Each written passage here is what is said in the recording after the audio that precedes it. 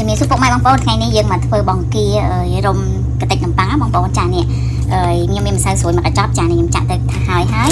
จานนี้กระติกน้ำปังบางเยอะจานให้บางกี้มีจำนวนกระลาขลุ่ยจานบางปอนยังเธอสะอาดแล้วนะจังฮะบางปอนให้นางปงม้อนจานปงม้อนบางเยอะนี่ก็ยังโยมบางกุ้งเลียจำนวนนางมาใส่บางเยอะบางปอนต่อยังมือเลียมาใส่ออกเนี่ยมาใส่ยังมาเลียไอ้เชิญบางปอนยังมีแต่ปงม้อนมาขอบให้นางสุกขนอ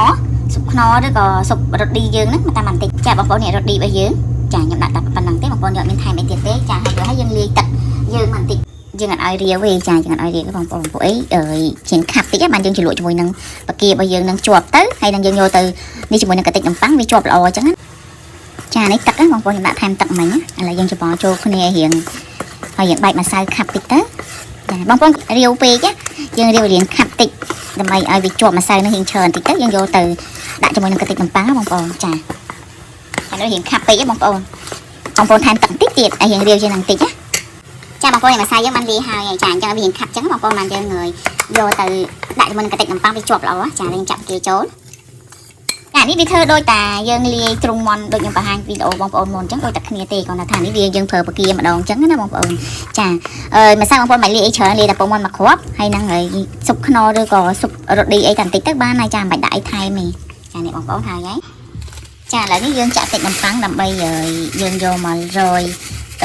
រុំជាមួយនឹងបការបស់យើង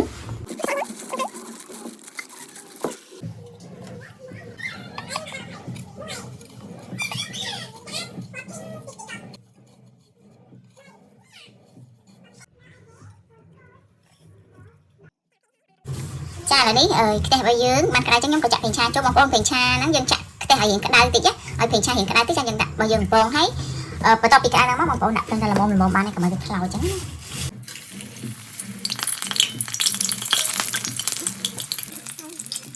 ចាពេលដែលយើងដាក់បកាចូលក្នុងខ្លាញ់ដែលក្តៅហ្នឹងហើយបងប្អូនត្រូវបន្ថយភ្លើងតិចណាព្រោះបើយើងដាក់ភ្លើងខ្លាំងពេកបកាហ្នឹងវាអាចខ្លោចឬក៏កតិចនំប៉័ងវាអាចយើងឆាប់ខ្លោចចឹងណាចឹងបងប្អូនបន្ថយភ្លើងមកល្មមហើយដល់ពេលរៀងក្រៀមតិចទៅបងប្អូនត្រឡប់វាទៅបកាហ្នឹងវាមានពណ៌ស្អាតហើយវាស្រួយឆ្ងាញ់ទៀតចឹងណាបងប្អូនចាឥឡូវនេះបានឆ្អិនហើយបការុំកតិចនំប៉័ងរបស់យើងចាបងប្អូនត្រីធ្វើសាកញ៉ាំទៅហើយជួយ Subscribe Channel ខ្ញុំម្នាក់មួយផងដើម្បីបានវីដេអូថ្មី